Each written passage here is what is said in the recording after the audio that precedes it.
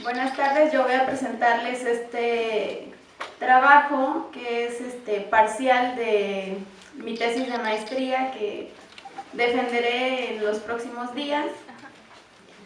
Y pues bueno, el título es Enfermedades infecciosas emergentes en el contexto global. En este año pues hemos tenido dos grandes ejemplos de estas enfermedades, el virus de chikungunya y el ébola, ¿no?, que tanto ha acaparado espacios en los medios de comunicación y también ha generado el interés internacional, ¿no?, de los organismos mundiales dedicados a la salud pública. Y bueno, para poner en contexto, pues los seres humanos y los microorganismos hemos coexistido desde el principio, ¿no? Pues la mayoría de las teorías dice que ellos estuvieron en este planeta mucho antes que nosotros. Muchos de ellos forman parte de nuestra flora bacteriana, como los cocos o la E. coli en nuestro sistema gastrointestinal. Y bueno, dentro del mundo de los microorganismos están los llamados patógenos, es decir, son aquellos microorganismos capaces de generar impactos en la salud humana, ¿no? Y los patógenos son bacterias, virus, hongos y protozoos. En el caso de bacterias, pues podemos hablar del Clostridium, los virus, el hantavirus, que es un tema que abordaré en la segunda parte de esta presentación. Los hongos como lo que genera candidiasis y los protozoos, por ejemplo, de una enfermedad también que está en aumento y que la OPS dice que hay que hacer mayor investigación, que es la leishmaniasis, con presencia importante en nuestro país. Bueno, el aumento en la actividad humana, más bien la diversificación también, ¿no?, como resultado del incremento de la población, distribución hacia regiones antes desocupadas con cambios importantes en el uso de la tierra, ha aumentado el contacto entre personas, animales domésticos y silvestres. Esto ha acrecentado el riesgo de transmisión de enfermedades ya conocidas y el surgimiento de nuevas, y a estas son a las que se le llaman enfermedades infecciosas emergentes. Y pues bueno, muchas de ellas son consideradas un problema de salud pública porque tienen el riesgo de volverse pandemias y también porque tienen una alta mortalidad. Haciendo un poco de historia, pues bueno, las enfermedades infecciosas emergentes han contribuido en cierta medida, a dar forma al mundo como lo conocemos actualmente. En la Biblia tenemos unos pasajes, ¿no?, que hablan de peste. Tenemos la peste de Atenas en el 430 antes de nuestra era. Bueno, la peste bubónica, que quizás ya nosotros hemos oído en alguna ocasión, fue la primera gran pandemia. Se originó el brote fue en el siglo VI, duró 60 años y terminó mezclada también con un brote de viruela y fue devastador para esa población. El brote de peste negra entre 1347 y 1382, que azotó a toda Europa, y bueno, la mayoría de los autores de artículos dicen que fueron 25 millones de personas muertas, aunque obviamente hay otras cifras que hablan hasta de 75 millones. Bueno, la influenza española, que es más cercana a inicios del siglo pasado, cuya cifra de muertes oscila entre 20 y 50 millones de personas en todo el mundo. Bueno, en el contexto de globalización, pues las enfermedades infecciosas emergentes son un reto para la salud pública. Quise pues ejemplificarlo con la figura esta de que el mundo se ha hecho pequeño, hay una interdependencia económica, política y social entre los países, la facilidad de transporte, ¿no? Actualmente una persona puede estar en dos continentes distintos en menos de 24 horas. Y bueno, ya a nivel nacional, hablando de nuestro país, pues este mapa nos ilustra también de la posible vulnerabilidad y las áreas de interés para poner sistemas de vigilancia eficientes. Tenemos las dos fronteras, más de 3.000 kilómetros que compartimos con Estados Unidos y más de 1.000 en la frontera sur con Guatemala. Y bueno, es importante analizar todos los fenómenos que ocurren, ¿no? Del lado del norte, pues todo el transporte de mercancías por el TLC, y pues del lado sur toda la migración que se da. Sabemos que somos un país emisor y receptor de migrantes. Y bueno, tenemos 12 tratados de libre comercio firmados, importaciones de productos agropecuarios que del 2012 a la fecha se han incrementado. Y bueno, ya un ejemplo de lo que muchos llaman la gran experiencia mexicana en el tema de las enfermedades infecciosas emergentes, pues es el brote de influenza que azotó a nuestro país en el 2009. Haciendo una síntesis de la cronología, pues bueno, el 25 de abril del 2009, la OMS declaró el brote epidémico que se vivía en México y en Estados Unidos como una emergencia de salud pública de interés internacional. Y obviamente esto originó destinación de recursos, colaboración internacional para manejar y ayudar a nuestro país con esta emergencia sanitaria. Y bueno, la CEPAL en el 2010, a petición de la Secretaría de Salud, Secretaría de Gobernación, hace un análisis y bueno, aunque inicia diciendo que aunque las cifras de muertos no fueron significativas, el impacto económico realmente es de resaltar. Ellos dicen que o estiman que la emergencia sanitaria le costó a nuestro país 127.300 millones de pesos, y esa cantidad equivale a varias veces el valor promedio que desde 1985 se destinaron a los desastres de origen natural. Y bueno, en conclusión, tanto la OMS y la CEPAL, en documentos donde evalúan precisamente la respuesta de México, ambos concuerdan en que nuestra respuesta fue buena. Bueno, ya hablando del tema de mi tesis, pues bueno, no sé si ustedes han oído hablar del hantavirus, pero también es un virus que se necesita niveles de seguridad para su manipulación 3 o 4, como el ébola, y pues tampoco hay tratamientos, ¿no? Se inició esta enfermedad, al principio estaba únicamente en lo que es el Asia. En 1951, en las tropas de las Naciones Unidas en Corea, surgió una enfermedad que tuvo una mortalidad de 5 a 20%, y pues obviamente como eran tropas de las Naciones Unidas, pues el interés de la OMS, ¿no?, en investigar bueno, dijeron es una zoonosis, y se le llamó, en el 78 realmente se aisló el patógeno y se dijo, bueno, se llamará hantavirus por el lago Hantanay en Corea. Y bueno, hasta en 1993 únicamente se conocía ese tipo de hantavirus. Sin embargo, en 1993, en la región de Estados Unidos, que se conoce como las 4 esquinas, integradas por estos estados que están ahí, bueno, se presentó una enfermedad respiratoria aguda grave, y la mortalidad fue entre 40 y hasta 60%. Entonces, estas cifras hicieron que esto se convirtiera en un asunto de emergencia.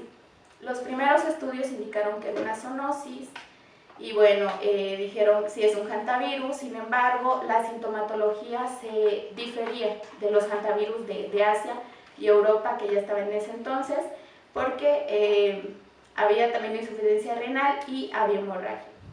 La enfermedad se llamó síndrome pulmonar por hantavirus, o bueno, en Sudamérica, que también hay estudios y ya se reconoce la presencia de esta enfermedad, se llama síndrome cardiopulmonar por hantavirus.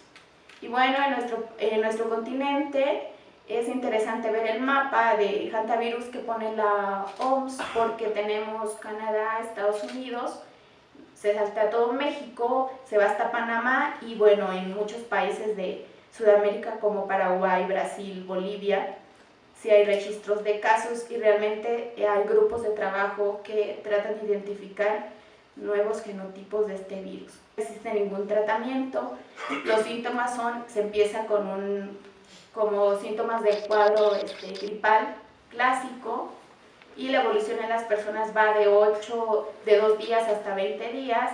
La fase más aguda es cuando realmente empiezan como mialgias, las personas ya tienen dificultad para caminar, y la fase aguda es ya cuando realmente hay pulmonía crónica, y lo único que se hace en los casos, en los pacientes, es suministrar soporte vital, es decir, oxígeno, ventilación mecánica, suministrar medicamentos para mantener la presión del paciente y ya está a lo que el sistema inmune de cada persona pueda responder. Y bueno, la Academia Epidemiológica del Hantavirus. Bueno, la Academia Epidemiológica es para todas las enfermedades infecciosas emergentes. En este caso, pues es un virus. Los reservorios son roedores silvestres con amplia distribución en nuestro país.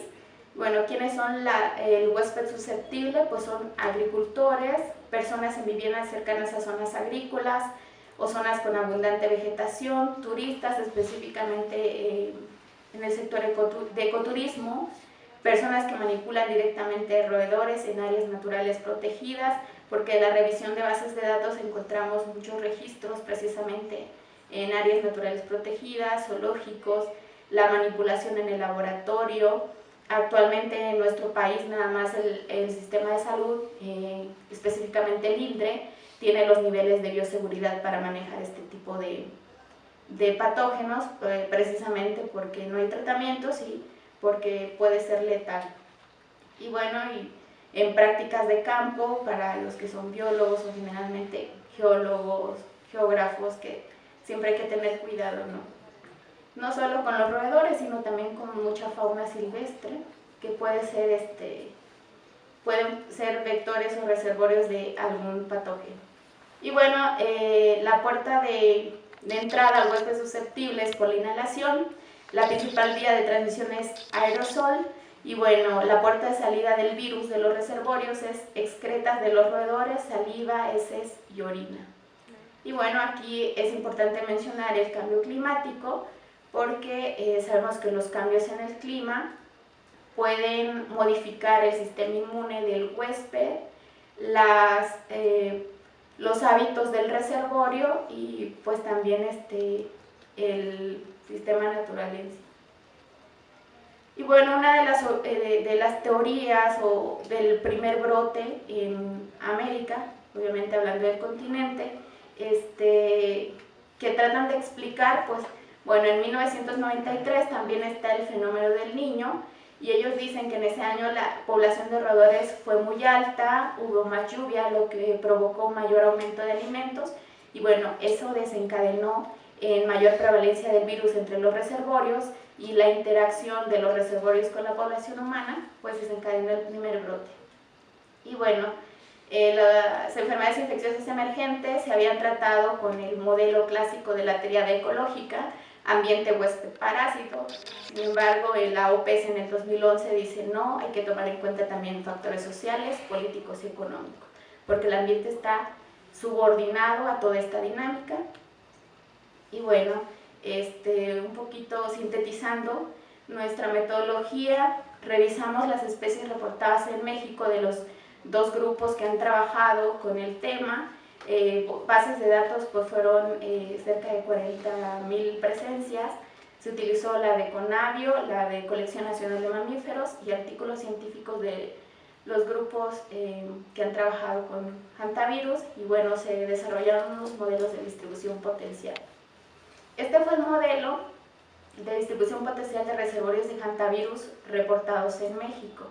Bueno, es importante también mencionar que los roedores silvestres son generalistas, es decir, se adaptan perfectamente a cambios de alimentación y son más aptos para sobrevivir en hábitats que han sufrido cambios, por ejemplo, cambios en cultivos, ¿no?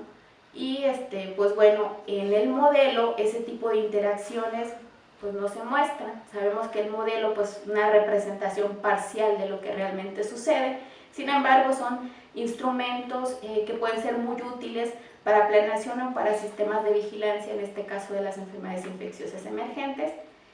Y bueno, la producción agrícola, esto lo tomé porque,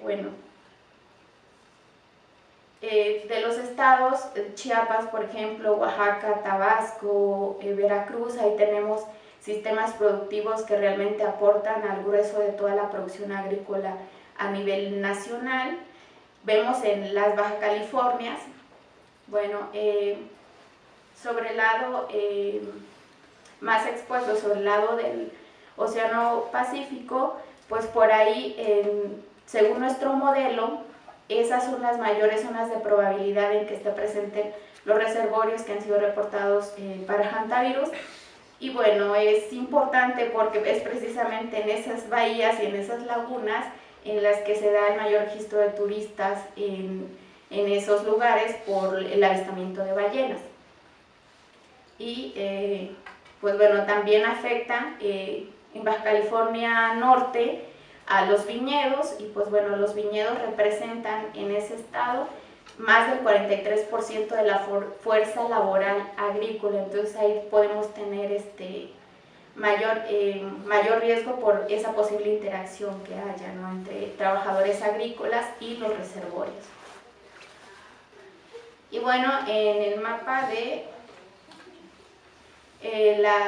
los seropositivos, esto ya nos indica la presencia de reservorios que sí tienen el virus en nuestro país.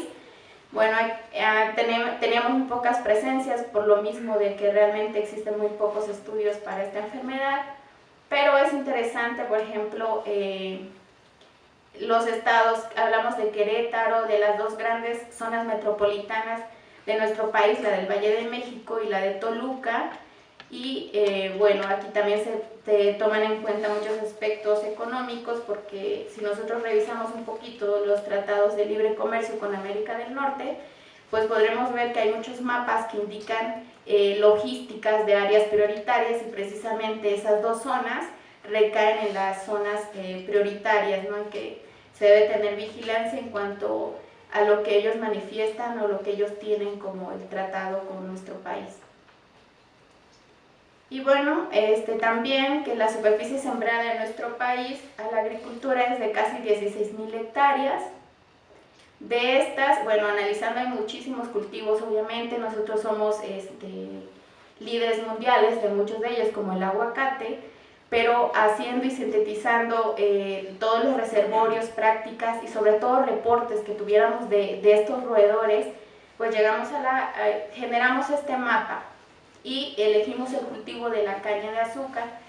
En la parte amarilla, si ustedes, bueno, no sé si logran distinguir, tenemos la ubicación de las principales zonas cañeras de nuestro país, y este mapa es la distribución potencial de dos especies, del Sigmodon hispidus y el Oryzomys quesii, que son las ratas que según reportes de Senacica tienen más infestación en los cultivos.